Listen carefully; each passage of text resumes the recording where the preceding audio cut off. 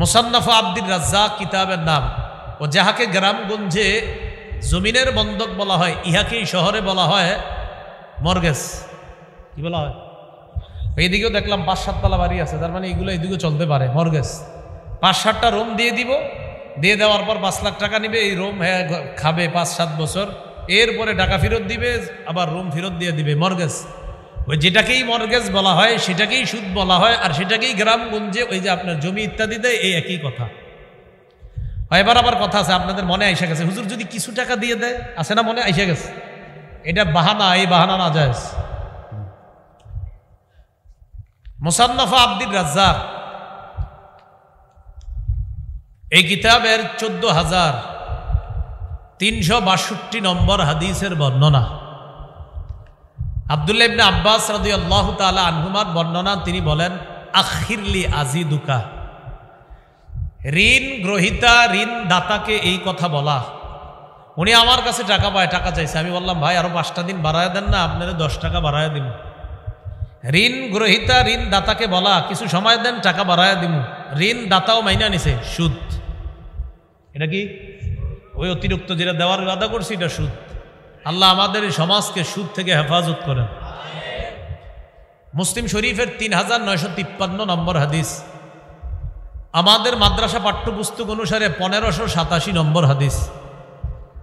এই হাদিসের মধ্যে আসছে রাসূলুল্লাহ সাল্লাল্লাহু আলাইহি সাল্লাম ইয়ানহা আন বাইইজ যাহাবি বিজ যাহাব ওয়াল ফিদ্দাতি বিল ফিদ্দাহ ওয়াল বুররি বিল বুররি ওয়াশ শাঈরি বিশ শাঈরি ওয়াত তামরি বিত তামরি ওয়াল মিলহি বিল মিলহ ইল্লা সাওয়াআম বিসাওয়া আইনান বিআইনিন ফামান যাদা আও যাদা ফাকাদ আরবা। স্বর্ণের বিনিময়ে স্বর্ণের লেনদেন কেউ যদি সমান সমান করে জায়েজ আছে।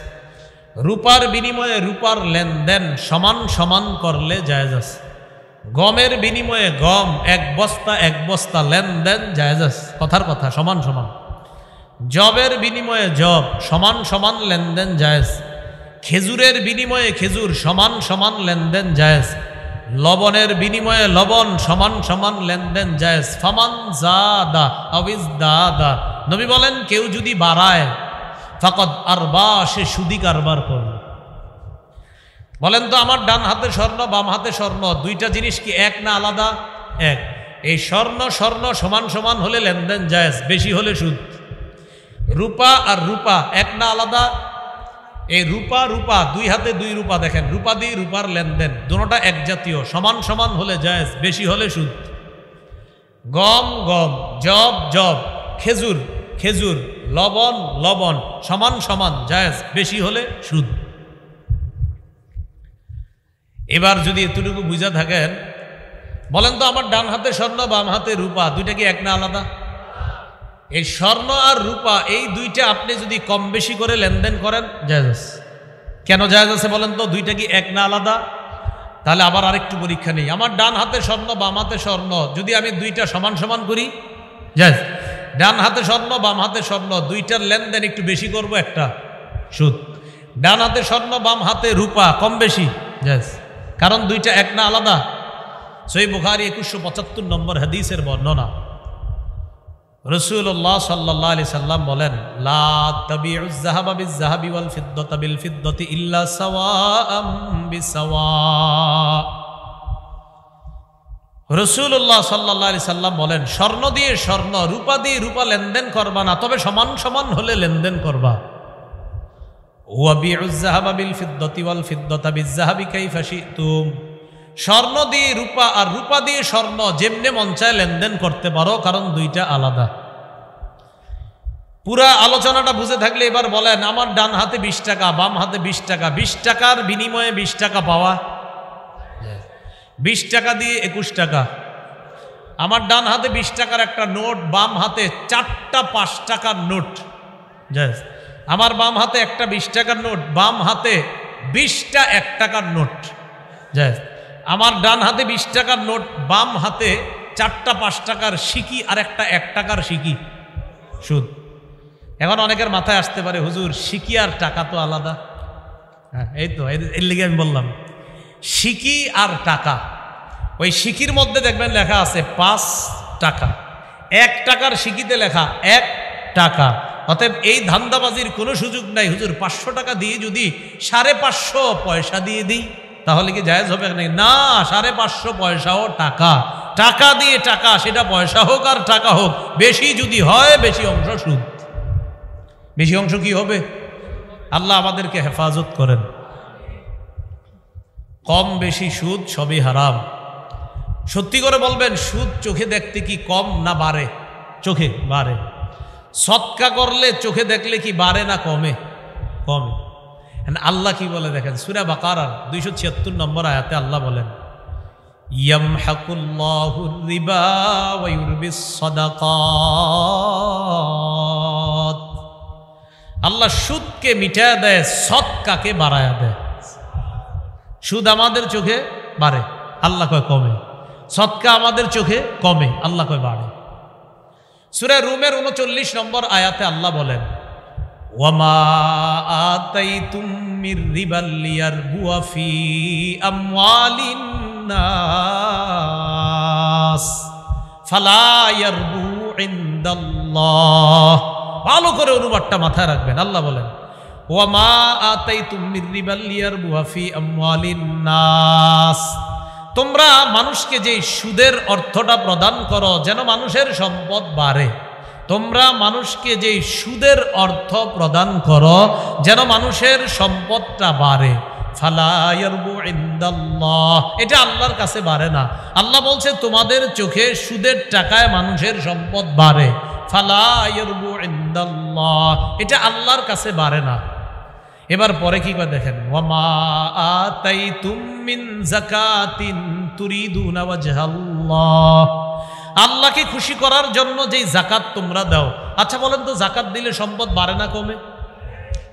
যাকাত দিলে আর কি, যখন দেন 40 ভাগের 1 ভাগ দিলে কয় ভাগ কমে গেল? আসে কয় ভাগ? 39। 40 ভাগের 1 ভাগ যদি যাকাত দেন কমে গেল কয় ভাগ? আসে কয় ভাগ? তাহলে 40 থেকে 1 ভাগ কমে গেলে 39 আছে, চোখে দেখতেছি 1 ভাগ কমছে। আল্লাহ কয়, আল্লাহরে খুশি করার জন্য যে যাকাত দাও, ফাউলাইকা হুমুল মুদঈফুন, এই মানুষগুলা দুনিয়াতে তাদের সম্পদ দ্বিগুণ বাড়ায়া নেয়, আখিরাতেও সওয়াব দ্বিগুণ বাড়ায়া নেয়। তাহলে সুদে আমরা দেখি টাকা মানুষের চোখে বাড়ে, আল্লাহ বলে কমে। যাকাতে দেখি মানুষের টাকা কমে, আল্লাহ কয় দ্বিগুণ বাড়ে।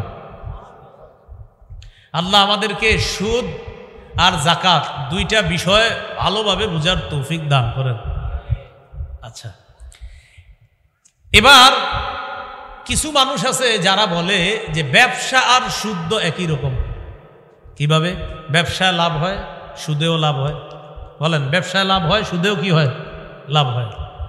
আচ্ছা আপনারা বলেন তো, যিনি ব্যবসা করে মাথার ঘাম পায়ে ফেলে, সকালবেলা ঘর থেকে বের হয়, রিক্সা চালায়, অটো চালায়, কেউ দোকানদারি করে, কেউ আবার অন্যান্য ব্যবসা করে, একের পর এক সিগনেচার দিতে থাকে, গার্মেন্টসের ব্যবসা করে, বিভিন্ন জায়গায় ব্যবসা করে, ঘামের পর ঘাম পড়তে থাকে, এসির মধ্যে বসে, এরপর মাস শেষে তার একটা লভ্যাংশ আল্লাহ তাআলা তাকে দান করে।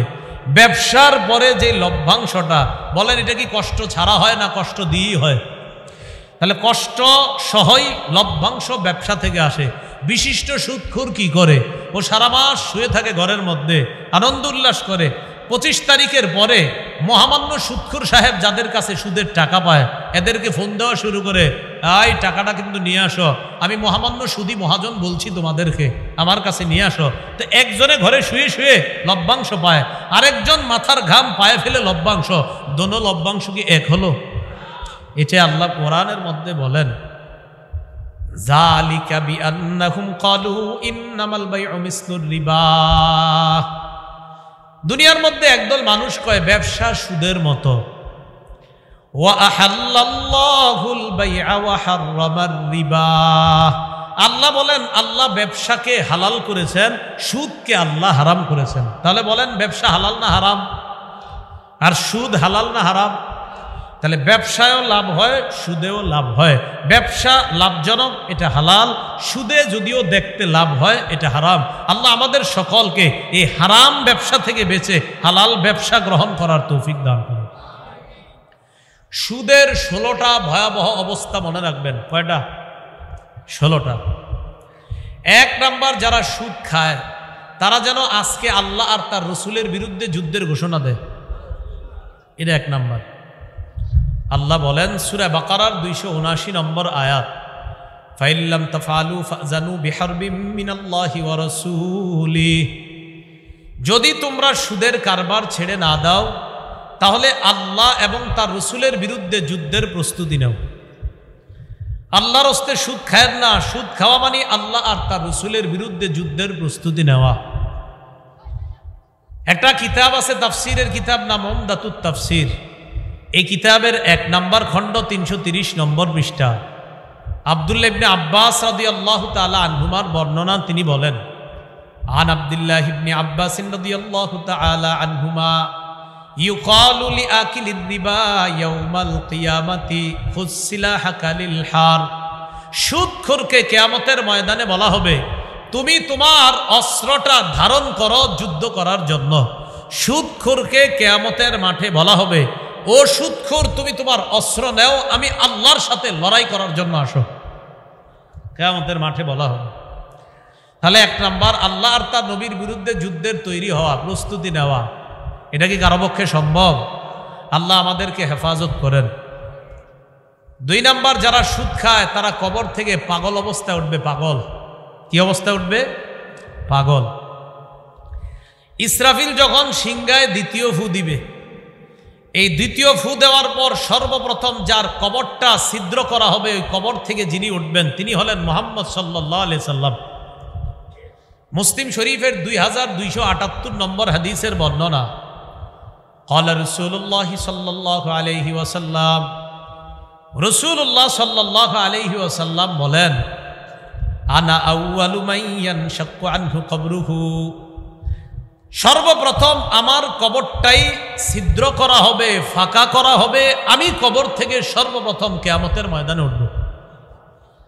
সহিহ বুখারীর বর্ণনা 4813 নম্বর হাদিসের বর্ণনা, ক্বালা রাসূলুল্লাহ সাল্লাল্লাহু আলাইহি ওয়াসাল্লাম, ইন্নী আউয়ালু মান ইয়ারফাউ রাসাহু বা'দা নাফখাতিল আখিরাহ, কিয়ামতের ময়দানে সর্বপ্রথম আমি আমার মাথাটা উপরের দিকে উঠাবো। ইসরাফিল সিংহায় দ্বিতীয় ফু দেওয়ার পর আমি মুহাম্মদ সাল্লাল্লাহু আলাইহি সাল্লাম আমার মাথাটা কিয়ামতের ময়দানে সর্বপ্রথম উঠাবো। এখন আসেন, নবী উঠবেন, এরপরে আস্তে আস্তে অন্যরা উঠবে। তো সেদিন কবর থেকে যখন সুদখোররা উঠবে, তাদেরকে দেখলে মনে হবে শয়তান তাদেরকে স্পর্শ করে পাগল বানায় দিছে। কি বানায় দিছে? পাগল। আপনারা পাগল বানানোর পরে নাউজুবিল্লাহটা একটু জোরে কর। জানি যে সুদের আলোচনায় নাউজুবিল্লাহর আওয়াজ আসতে হয়, আলহামদুলিল্লাহ আওয়াজ আসতে হয়, সব মাহফিলে হয়, এটা আমি বুঝি কেন হয়। এরপরে একটু কোয়েন নাউজুবিল্লাহ, যেন আজকে দেখো ফিরে আসতে পারেন। আমি তো জানি এখানে কেউ যদিও না খান, আশেপাশে অনেকে খায়। কি ঠিক, এনেও খায়।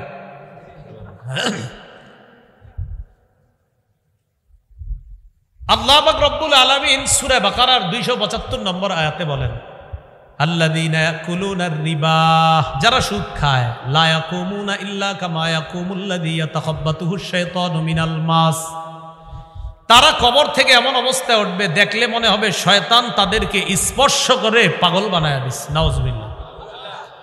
তাহলে একটু চিন্তা করে দেখেন, আপনি কবর থেকে উঠলেন আর আপনারে দেখে মনে হলো পাগল, বিষয়টা কি ভালো হবে না ভয়ঙ্কর হবে? ভয়ঙ্কর করেন।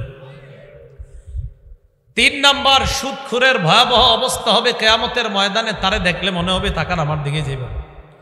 তার গলাটায় কেউ চাপ দিয়ে ধরছে, মনে হবে তার গলায় ফাঁসি লাগানো হয়েছে, ফাঁস লাগানোর কারণে গলায় কষ্ট হচ্ছে, শ্বাসরোধ করা অবস্থায় তাকে উঠানো হবে, হা হা করতে থাকবে। এই অবস্থায় ওই ব্যক্তি কিয়ামতের মাঠে দাঁড়াবে। এখন একটা কথা, ফাঁসি যখন দেয় মানুষ দুনিয়াতে, বা ফাঁসি দিয়ে দেয় যারা, তারা কি বাইচা থাকে না মারা যায়? সাধারণত আর কি, অনেকে যদি কেউ না দেখে, ডাক্তারের কাছে না নিলে মারা যায় লোকটা, বা কেউ ঘরের আড়ালে মারা যায়, অথবা রাষ্ট্রীয়ভাবে কাউরে ফাঁসি দেওয়া হয়, লোকটা কি হয়? মারা যায়। কিন্তু কিয়ামতের ময়দানে যার গলায় মনে হবে শ্বাসরোধ করা অবস্থায়, সে মনে করবে মরে যাচ্ছি, কিন্তু মরবে না। কথাটা বুঝেন? কোনো ব্যক্তি আগুনের মধ্যে পুড়তেছে যখন, তখন তার মনে হবে যে এই আগুনের কষ্টের চাইতে মরে যাওয়া ভালো। এটা তার মনে হবে যে আগুনে পুরার চাইতে মরে যাওয়া ভালো। তাহলে আগুনে পুড়তেছে, মরে গেলাম, কিন্তু মরে যাবে, মরে যাওয়া ভালো, সে বুঝতেছে। কিয়ামতের ময়দানে কোনো মানুষ যদি এরকম কষ্ট পায় যে ইসিরে মরে গেলাম, এই মরে গেলাম মানে কিন্তু আপনি মরবেন না, কখনো আর মরবেন না। লা ইয়াযুকুনা ফিহাল মাউতা ইল্লাল মাউতাতাল উলা, মরণের স্বাদ একবারই আপনি ভোগ করবেন, আর মরণের স্বাদ ভোগ করবেন না। আল্লাহ বলেন ওয়ায়াতিহিল মাউতু মিন কুল্লি মাকান, চারদিক থেকে মরণ আসবে। ওয়া মা হুয়া বিমাইয়িত, কিন্তু সে মরবে না। সে মনে করবে আমি মারা যাব, আল্লাহ বলে ওয়া মা হুয়া বিমাইয়িত, সে মরবে না। ওয়াবি ওয়ারাইহি আযাবুন গালিজ, আর তার পিছনে সামনে পিছনে তো রয়ে গেছে আযাবুন গালিজ, লাঞ্ছনাকর ভয়ঙ্কর শাস্তি তার পিছনে রয়ে গেছে। তাহলে আমরা কি শিখলাম এই জায়গায়? একটা জিনিস বলেন আমার সাথে সবাই, নব সৃষ্টির আরেক নাম পুনরুত্থান। বলেন পুনরুত্থানের পর আর কেউ মরবে না। তাহলে আমি আপনি এই জীবনে মারা যাব, কিন্তু আর একটা জীবন যে পাবো পুনরুত্থান, তখন কিন্তু আর মরবেন না। এই কথাটা মনে রাখবেন। আমাদেরকে আবার পুনরুত্থান করা হবে। আবু দাউদ শরীফের 4743 নম্বর হাদিসের বর্ণনা। ক্বালা রাসূলুল্লাহ সাল্লাল্লাহু আলাইহি ওয়াসাল্লাম, রাসূলুল্লাহ সাল্লাল্লাহু আলাইহি সাল্লাম বলেন, কুল্লু বনি আদামা তাকুলুহুল আরদু ইল্লা আজাবাজ্জাম, আদম সন্তানকে মাটি খেয়ে ফেলবে, তার পিছনের হাড়টা ছাড়া, একটা লেঙ্গুরের হাড় আছে, এটা ছাড়া মাটি তার পুরোটা শরীর খেয়ে ফেলবে, একটা হাড় বাকি থাকবে। মিনহু খুলিকা, এই হাড় থেকে আমাকে আপনাকে বানানো হয়েছে। ওয়া ফীহি ইউরাক্কাব, নবীজি বলেন এই হাড় থেকে আবার তাকে পুনরায় সৃষ্টি করা হবে। তাহলে এখান থেকে শিখলাম, মাটি আমাদের পুরা দেহটা খাইলেও একটা হাড় খেতে পারবে না। এই হাড় থেকে আবার আমাদেরকে সৃষ্টি করা হবে। এখন আমরা যে আছি এটা থেকে আমগরে বানানো হয়েছে। রাসূল বলেন এটা থেকেই আবার তোমাকে পুনরায় সৃষ্টি করা হবে। এবার একটা বিষয় মনে রাখতে হবে বাবা, বলেন সবাই, তবে নবীদের শরীর মাটি খেতে পারবে না। এটা আবার আবু দাউদ শরীফের 1047 নম্বর হাদিস আছে। ক্বালা রাসূলুল্লাহ সাল্লাল্লাহু আলাইহি ওয়াসাল্লাম, ইন্নাল্লাহা হাররামা আলাল আরদি আজসাদাল আম্বিয়া, আল্লাহ মাটির উপর হারাম করে দিয়েছেন নবীদের দেহ। নবীদের দেহ খাওয়া মাটির উপর আল্লাহ হারাম করে দিয়েছেন। নবীদের দেহ মাটি খেতে পারবে না। আদম সন্তানের দেহ মাটি খাবে, তবে নবীরা আদম সন্তান হওয়া সত্ত্বেও তাদের দেহ মাটি খাবে না। কেন? তারা নবী হওয়ার কারণে তাদের স্পেশালিস্টই, তাদের মর্যাদা হলো আল্লাহর পক্ষ থেকে যে মাটির উপর হারাম তাদের দেহ খাওয়া। আসেন 3 নাম্বার, সুদখোর জানি কেমনে উঠবে? শ্বাসরোধ করা অবস্থায়। শ্বাসরোধ, আসলে কি শ্বাসরোধে মারা যাবে? না, মারা যাবে না। উমদাতুত তাফসীর 1 নম্বর খণ্ড 330 নম্বর পৃষ্ঠা। আন আব্দুল্লাহ ইবনে আব্বাস রাদিয়াল্লাহু তাআলা আনহুমা, আকিলুর রিবা ইউবাসু ইয়াউমাল কিয়ামাতি মাজনুনান ইউখনাক, কিয়ামতের ময়দানে সুদখোরকে উঠানো হবে এমন অবস্থায়, দেখলে মনে হবে পাগল, আর মনে হবে তাকে কেউ শ্বাসরোধ করতেছে, শ্বাসরোধ করে তাকে হত্যা করা হবে, দেখলে তাকে এমন মনে হবে। 4 নাম্বার, সুদ খাওয়ার কারণে হালাল রিজিক থেকে মানুষ বঞ্চিত হয়। আল্লাহ আপনার জন্য একটা হালাল রিজিক বরাদ্দ রাখছে, এখন আপনি সুদের কারবার করেন, তো ঠিক আছে আপনি হারামটাই খান, আল্লাহ হালালটা তুলে নিয়ে যাবেন। দাও তুমি হারাম খাও, আমি হালালটা নিয়ে যাব। সূরা নিসার 160-161 নম্বর আয়াতে আল্লাহ বলেন, ইহুদিদের 4টা অপরাধের কারণে তাদের জন্য বৈধ হালাল রিজিক আল্লাহ হারাম করে দিচ্ছে। কয়টা অপরাধের কারণে? কোন জাতি? ইহুদি। কোন জাতি? এখানে আবার একটা কথা মনে রাখবেন, সমস্ত নবীদের ধর্ম ইসলাম। বলেন সমস্ত নবীদের ধর্ম ইসলাম। হ্যাঁ, এই বিষয়গুলো একটু মনে রাখেন মাঝে মাঝে। সব নবীদের ধর্ম ইসলাম। সহিহ বুখারীর 3443 নম্বর হাদিসে আছে, রাসূলুল্লাহ সাল্লাল্লাহু আলাইহি সাল্লাম বলেন, আনা আউলাদ নাসি বিঈসা ফিদ দুনিয়া ওয়াল আখিরা, দুনিয়া আখিরাতে আমি ঈসার সবচেয়ে ঘনিষ্ঠ। নবীজি বলেন দুনিয়া আখিরাতে মানুষের মাঝে ঈসা নবীর সবচেয়ে ঘনিষ্ঠ আমি মুহাম্মদ সাল্লাল্লাহু আলাইহি সাল্লাম। এবার নবীজি বলেন, শোনো, আল আম্বিয়া ও ইখওয়াতুল লিআল্লাত, সব নবীরা বই মাত্রীয় ভাই, সব নবীরা বই মাত্রীয় ভাই। উম্মাহাতুহুম শাত্তা, সব নবীদের মা আলাদা আলাদা। ওয়া দীনুহুম ওয়াহিদ, সব নবীদের ধর্ম একটা। বলেন তো সব নবীদের ধর্ম? কোন নবীর ধর্ম ইহুদি না, কোন নবীর ধর্ম নাসারা না, খ্রিস্টান না, সব নবীদের ধর্ম ইসলাম। ইবনে কাসির বলেছেন লা ইউকালু আন মূসা ইন্না দীনাহু আল ইয়াহুদিয়্যা, এই কথা বলা যাবে না মুসা নবীর ধর্মের নাম ইহুদি, এটা বলা যাবে না। দীনুহু আল ইসলাম, ইবনে কাসির বলেন মুসা নবীর ধর্মের নামও ইসলাম। ওয়ালা ইউকালু আন ঈসা ইন্না দীনাহু আন নাসরানিয়্যা, ঈসা নবীর ব্যাপারে বলা যাবে না যে ঈসা নবীর ধর্ম খ্রিস্টান ধর্ম, বল দীনুহু আল ইসলাম, ঈসা নবীর ধর্ম ইসলাম। বলেন ঈসা নবীর ধর্ম, মুসা নবীর ধর্ম। এই নাম রাখছে কারা?